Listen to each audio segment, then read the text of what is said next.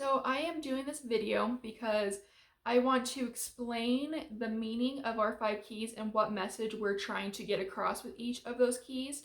So you can either use our activities that we have provided that we use at our workshops and classes, or so you can make your own activity that best suits the needs of your girls that you are doing this for. So the first key I want to go over is personality. The whole point of our personality key is that your self-worth should be based on what you feel about yourself on the inside and how you act. And so the inside is your personality, and that we want to shift the dialogue from viewing others by how they look to how they are. And we do this by going over personality traits with the girls and then doing, of course, a corresponding activity that best helps them demonstrate an understanding of various personality traits, as well as learning how to identify them in themselves and in others. And the best way that I can describe why personality is a key to our self-worth is probably best explained when I describe our class series activity. So we have the girls create a personality trait flower, and I use the analogy that a personality is kind of like a flower. So if one flower by itself is beautiful, right? Like a single rose. But when you put a bunch of flowers together into a bouquet or a garden, kind of like when you get a bunch of different people together, it creates something even more beautiful than just that single rose or single personality standing alone by itself. The world is more beautiful and it's more happy when we put all of our beautiful personalities together and we allow each other to shine that way. The next key I want to go over is comfort in your own skin. It's pretty self-explanatory by the name. I want to describe the main analogy that we use to help the girls appreciate their body. So we like keys. You may have noticed that our logo was a key, and we believe that every girl is like a key, that they have their own shape just like a key does. So a car key shape is different than a house key shape. So those two keys are not the same. And along with that, each key has its own lock to unlock in life.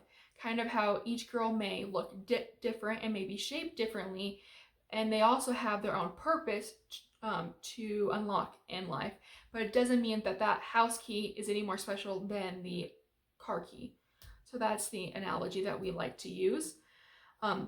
We really try hard at this key to focus on how the media and apps and technology can shift or change our perspective of beauty to thinking about it in unrealistic standards. So we show them before and after Photoshop pictures and things like that to get them understanding and actually visually seeing the difference of what that person looked like before they were changed through technology, and how that's what you see a lot on apps and in the media. And the girls are always hugely impacted by seeing that difference. It's probably one of the most aha parts of our program is when the girls see that before and after change. The third key I want to go over is healthy living. So the girls are told all the time that they need to exercise and they need to eat right. But we feel that the most important part of healthy living is often neglected, and that is mental health. And so that's what we focus on with this key, is we focus on how when your mind is healthy, you generally have a better view of your own self-worth. And so we, depending on if it's the class series or the workshop format, we have them take part in some kind of de-stressing, relaxation activity. And we talk about how stress can influence how we feel about ourselves and how healthy we keep our mind. We talk about getting enough sleep. We talk about ways to channel our anger, all kinds of things like that, and how those are important to being healthy. And we ask that if you change the activities yourself for the healthy living key, that you still focus on the mental health aspect of it rather than the physical and eating right part of it. Our fourth key is pretty self-explanatory in the name. It's good friends versus bad friends. And the biggest way that we teach the girls to decipher a good friend versus a bad friend is as simple as this. A bad friend doesn't help you feel good about yourself. If they don't make you feel great about who you are, then that makes them a bad friend. And we go over through the activities ways to identify those good and bad friends, because sometimes, as we know, bad friends can be sneaky and they can seem like good friends, but if you think about it, they're not. And our last key, our fifth key, which is my favorite and the one that I think holds most true to my heart, is making your mark.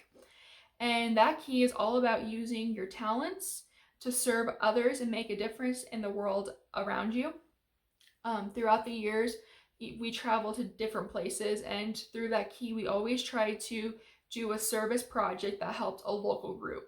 Because being a small nonprofit, I understand the struggle of being a smaller nonprofit.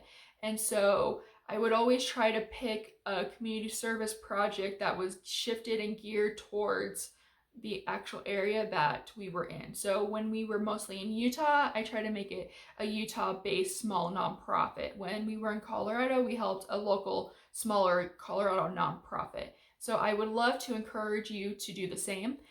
This is the only activity in our curriculum that you downloaded where I don't give a detailed explanation of an activity that you could do, because I want you to think about the needs in your area and how the girls can better serve. I have making your mark as a key because I believe that helping others is the best way to build your self-worth, because you realize what you have to offer, and it just really does make you feel good when you serve other people. Growing up, serving others was how I often built up my own sense of self-worth, and it still is to this day. And so that I really want that message to be conveyed through that key.